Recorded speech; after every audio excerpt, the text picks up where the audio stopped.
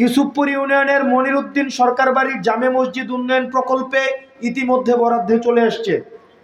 মহেশপুর দক্ষিণপাড়া ছবিয়াছাড়া কবরস্থানের সংস্কার উন্নয়ন প্রকল্প, মহেশপুর দক্ষিণপাড়া সাহেববাড়ি কবরস্থানের সংস্কার উন্নয়ন প্রকল্প।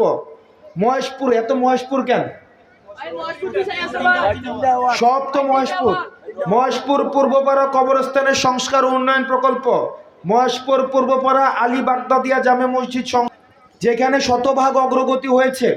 ফতেহাবাদ ইউপিসি থেকে পীরগঞ্জ জিসি, যেটা খয়রাবাদ থেকে মহেশপুর উত্তরপাড়া, এটার ঠিকাদার হচ্ছে মেসার্স সুমি এন্টারপ্রাইজ। আপনারা এখানে যারা যারা আছেন, আপনাদেরকে আমি কি টাকা ইনভেস্ট করছি? কোনো আপনাদের কেউ কি টাকা পয়সা দিছি যে এই টাকাটা আমার উঠাইতে হবে? যে আমি কি 20-50 লাখ, 1 কোটি 10 কোটি টাকা কোনো মার্কেটে ছাড়ছি যে রাস্তার কাজ করে এই টাকা আমার উঠাইতে হবে?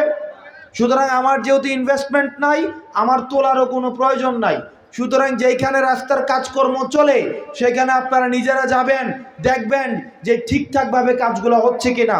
যেখানে দেখবেন ঠিকঠাকভাবে কাজ হচ্ছে না, আপনারা সেইখানে কন্ট্রাক্টরকে ধরবেন, ইঞ্জিনিয়ারকে ধরবেন, যেন কাজগুলো ঠিকঠাকভাবে করে দেয়। ইউসুফপুর আরএসডি থেকে পীরগঞ্জ জিসি, এই কাজের ঠিকাদার হচ্ছে প্যারামাউন্ট গ্রুপ।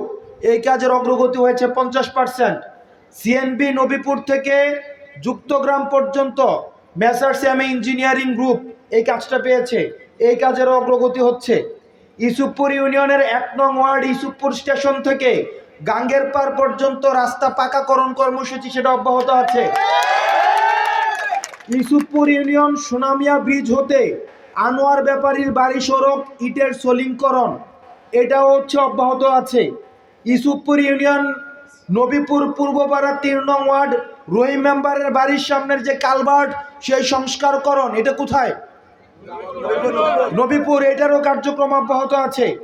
ইউসুফপুর ইউনিয়নের মুকসার গ্রামের 9 নং ওয়ার্ড মুকসার মধ্য বাজার হতে ব্যাপারী বাড়ি পর্যন্ত রাস্তার ইটের সলিংকরণ, রাস্তার ইটটা এটা হচ্ছে কার্পেটিং হবে না আপাতত, এটা সলিংকরণ।